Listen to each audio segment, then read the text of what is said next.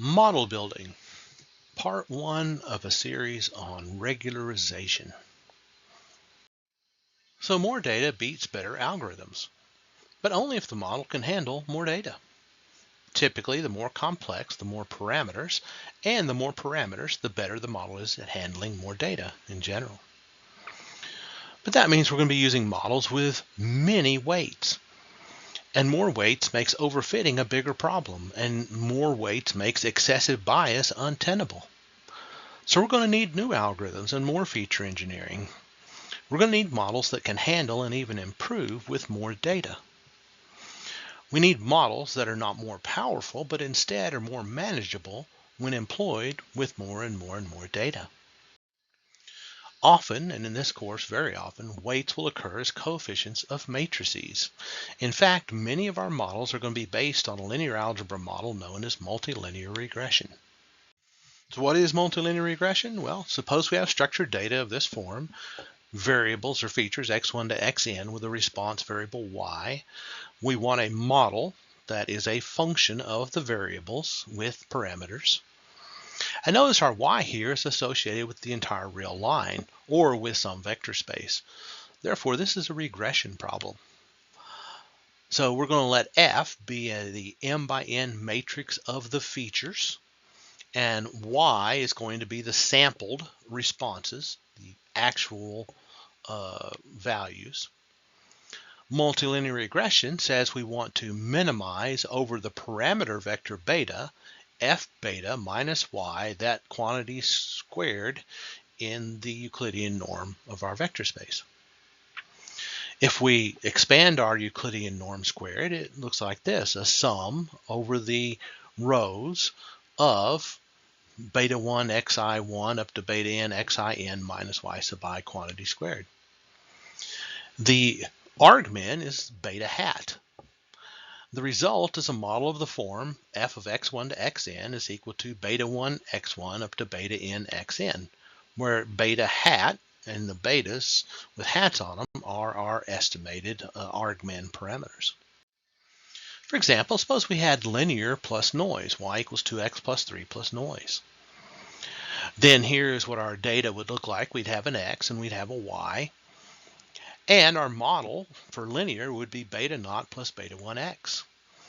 So if we put x0 in for the constant 1 and x1 in for the x, then that means we actually have now features x0 and x1. And that means that our f is those first two columns, the first column being all ones and the second column of the actual data for the x's. So our parameters are the beta naught and the beta 1. So our beta hat is the argmin of the sum over the rows of beta naught plus beta 1 xi minus yi quantity squared, which is actually in vector form like this, and that is a multilinear regression problem. So here is what our f would look like in Python, and we would do a linear regression, and the score we get here is the coefficient of determination, which is 1 minus the total squared error divided by the total sum of the squares. And this is the actual definition of the coefficient of determination. And the closer to 1, the better. And we've got 0.92, so that's pretty good. So our beta naught is the first coefficient. Our beta 1 is the second coefficient. And our actual curve fit, our multilinear regression model, is this straight line. What if we had quadratic plus noise? So notice now I've got 2x plus 3 minus 0.1x squared plus noise. And so now I've got data that's still got the x's and the y's. Now I have three parameters: beta naught, beta 1, beta 2. And I'm going to put x0 in for the 1, and then x1 for the x, and then x squared for the x squared in my model. That means I'm going to put all the ones in the x0 column. It's just the constant 1 vector. x1 is just the x's, and then I square the x's to get that x squared column. That gives me this feature matrix F and my Y. I got three parameters, beta 0, beta 1, beta 2. This is what my multilinear regression problem looks like in summation form. Here it is in norm form. I look at my F. This is what it looks like in Python. I get a score, a coefficient of determination of 0.93335. So my first coefficient is 2.77, then 3.05, and then negative 0.916. So there is my multilinear regression curve fit model.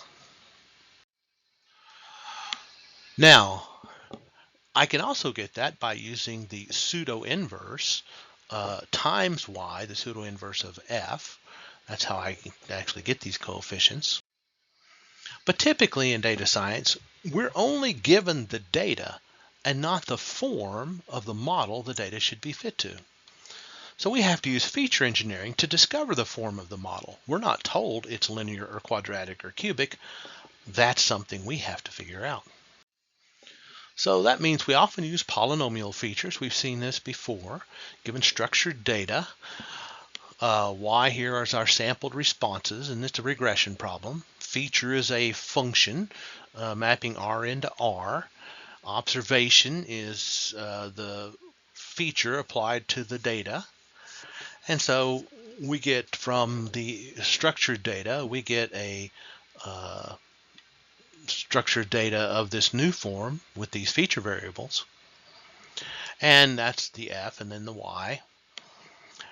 And when we're doing polynomial features, our feature functions are monomials. That's just variables to powers.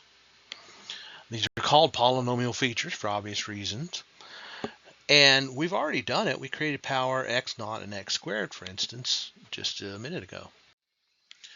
So for example, suppose we're given this data, but we're not told what the model is. Well, here we have our structured data and our model. Well, we think it's polynomial. We think polynomial will be a good fit. So this is what my model looks like. I have these polynomial features, therefore, of the powers of x up to x to the d power. That means this is my feature matrix and my y, and I can solve my multilinear regression problem. So here is my multilinear regression problem for the parameters, the best parameters for the curve fit model. But how do we choose d? Well, every model is a special case of a higher degree model. So notice linear is a special case of the quadratic, which is a special case of the cubic, and so on and so forth. The degree d minus 1 is a special case of degree d. And so what should d be? Well, if we do d equals 1, we just use the first two columns. If we use d equals 2, we use the second two, so on and so forth. The coefficient of determination, well, notice that the coefficient of determination, the y and the mu won't change, so we're looking at the numerator. But notice in the numerator, when we use the f1, that squared error is going to have to be bigger than the f2. In other words, it's a better fit. But that's got to be bigger than the f3. That's a better fit. And that's got to be so on and so forth. So we don't know what d should be. And certainly we just can't let d be arbitrarily large. Overfitting would be a disaster. But we can use duality when we have structured data. So suppose we have structured data of the form f is the n by n matrix of features and y is the responses. Multilinear regression looks like this.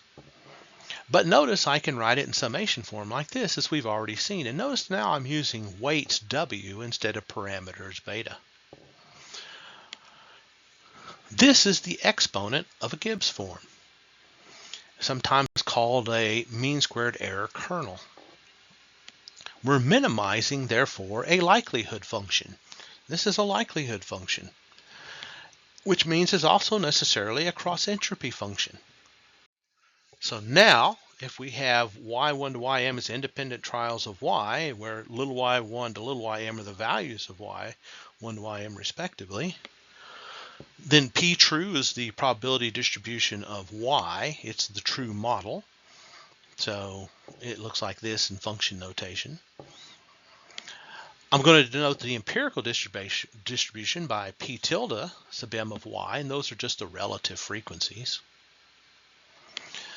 And by the law of large numbers, with probability 1, the limit of the empirical distribution is the true model as the number of trials m goes to infinity. Now suppose we wanted to look at this with an increasing number of parameters in a family of models. The first one with 1, the second one with 2, the third with 3, so on and so forth. So we have this system of parameterized models. As estimates of the true model, how does the model with k minus 1 parameters compare to the model with k parameters? Well, notice that the model with more parameters is always a better fit because it's minimization and it includes the smaller model as a special case. Well, the answer is via cross entropy. The answer to what? The answer to what the best model is, without necessarily being the one that's the best fit. So here is my cross entropy function. I divide the true by my family up to beta sub k, and then multiply by that p model with parameters beta 1 to beta sub k. Then I do a little bit of expanding. Notice that this cross entropy is with respect to the empirical distribution. And notice that at the end I have the cross entropy of the empirical distribution with the family with k parameters. So now I just want to look at what is this first term. Well, I've got the cross entropy, and this first term is the bias. And so the true model is approximately the cross entropy with the empirical distribution with the true model if the m is very large, and that is therefore equal to the bias plus the entropy with respect to the empirical distribution of this model family with k parameters. And I can replace that with the log L, where L is the likelihood, and that gives me what's called the AIC criterion. So he proved, Akaike proved in 1973 that bias approaches the k, the number of parameters, as m goes to infinity. But that means that the entropy of the true model, which is approximately the entropy, cross entropy of the empirical model with the true model, if m is very large, is equal to the bias minus the log likelihood, but the bias as m goes to infinity approaches k, so k minus the log likelihood. So we'll just write the maximum log likelihood here as natural log of L star. And then the AIC criterion is 2k minus 2 natural log of L star. The 2 here is not really important. It's put in for technical reasons. But notice that the k minus natural log of L star, the AIC is just twice that. It's the information lost in using the candidate model. The smaller the AIC, the better the model when m is very large. So given two models, the preferred model is the one with the smaller AIC. We lost less information with respect to the true model when we use the model with the smaller AIC. For example, here let's go back to our linear plus noise. So here is the code for generating this example and for looking at the fit quadratic and cubic models. So the results are in this L params, Q params. The linear model looks like this. The quadratic model looks like that. Now we know which model is the better fit. It's the quadratic, but which is the better model? Well, here's my linear versus quadratic. Here's the mean squared error and the coefficient of determination. No surprise, the quadratic is the better fit. However, if I look at the AIC, the linear, which is the smaller AIC, is the better model. So there is the better model of the two with respect to information loss measured by the AIC. So this is all for model comparisons. For binary classifiers, we have precision recall and ROC AUC, and now we also have the AIC. We very often use the AIC in regression to compare models, and there are variations. For example, the Bayesian information criterion and variations on the confusion matrix-based metrics. But these are for model comparisons during feature engineering to see how much our understanding has increased. So let's now go back to functions as layers, the sum and fire models. So a function, algorithm, or otherwise is of this form. And as a sum and fire, it looked like this back in module 2 is when we first saw this. So we have a loss function, and we use that to update our weights or parameters. We have an activation function. This is the sigma. It has to be continuous, non-decreasing, and bounded below. So here's an example of a suitable activation function. So in matrix and vector form, well, first off, our parameters are now going to be called weights, and they're going to be coefficients of a weight matrix, and also the weights will be in this B bias vector. Our bold lowercase x will be the vector representing the vector of our variables, and that means our layer is z equals x transpose w plus b transpose. We'll also let y hat be the output variables as a vector, and that gives us y hat equals sigma z, and it also gives us that the loss function is a function of y hat with y. For example, the sigmoidal activation function is often used. It's continuous, non-decreasing, bounded below. This is typical of what they look like. So now let's look at what linear models look like in this structure. Well, first off, our activation function would be the identity function. It's continuous and non-decreasing. It's not bounded below. Can be an issue, but that means our y hat is just the z variable. And when we get that, this layer is just called a linear layer. Our mean squared error loss is just the norm of y hat minus y, that norm squared. And when we do that, this linear layer with this mean squared error loss is multilinear regression. That is, multilinear regression is a layer as a function model. And we'll see many, many examples going forward. Multilinear regression is often the base model. And very often our weights are in the form of bias vectors and weight matrices. Notice that we have this x transpose w plus b transpose. This is an implementation detail. Remember, speed is important. Now, of course, in linear algebra classes, we're more used to, say, the mx plus b, but they're equivalent as long as you do the right transposes. The AIC is a management tool in feature engineering, an aid in designing good models. So let me finish up by just talking about how you would actually prove the AIC. So W star, this is our argmax for our maximum likelihood estimated parameters, weights. You take your negative log likelihood and expand it as a function of the weights into this form.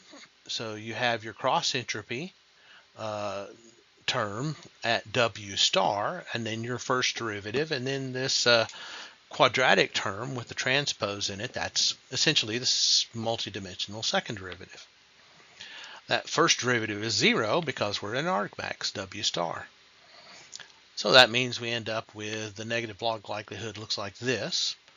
The negative log L star is our biased estimate, and the amount of bias can be obtained from this second order term, which is what you show converges to the k. You exponentiate and get probabilities. The Hessian term, this term is kind of like chi-square.